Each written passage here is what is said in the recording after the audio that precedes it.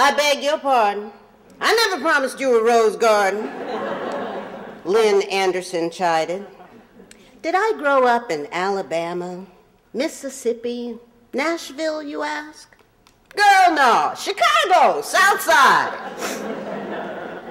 But see, my parents were raised in South Africa, and when they were growing up, country music was pretty much what they had to listen to. The apartheid government restricted music that might incite riots, as if oppression would inspire goodwill.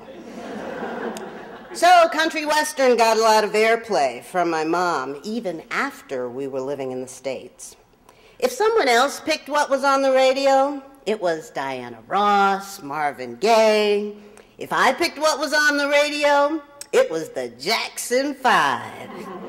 But when we went on road trips and my mother was manning the radio, it was something twangy all the way. My father, siblings, and I were a captive audience, after all. My mom felt that country music provided a great setting for character training, reprimands, and imparting life lessons. Country music provided the background my mom needed to take her clinical way of looking at things, she was a registered nurse, and bring it down to a level an 8-year-old could understand. LTYM, turn it up. You kids need to hear this. Listen to what Dolly says. Mom, don't nobody want to hear all that country stuff. What's on the other stations? Listen to the words. Mama sewed the rags together, sewing every piece with love. She made my coat of many colors that I was so proud of. Dolly is talking about a coat that her mother made for her from scratch. She didn't let the other kids make her feel bad about it being made of rags because she knew it was made with love. You see, they were very poor. Not everybody has it as good as you kids. There are children in Africa who would love to have even your old clothes. Mom, don't mom me. You kids need to be more grateful. Thank you, Mama, for getting me that coat that you got from Kmart. I know that every stitch was manufactured with love. Dolly didn't act embarrassed like I would with the clothes my mother had bought from Kmart. The cool kids' parents shopped at Marshall Field's or Lord & Taylor's. I couldn't be seen shopping at Kmart. When she got to the part where Dolly says, although we had no money, I was rich as I could be, she'd shush any chatter in the car and enunciate every syllable. I think she hoped the wisdom of the sentiment was more likely to reach into the depths of my soul if she sang it slowly.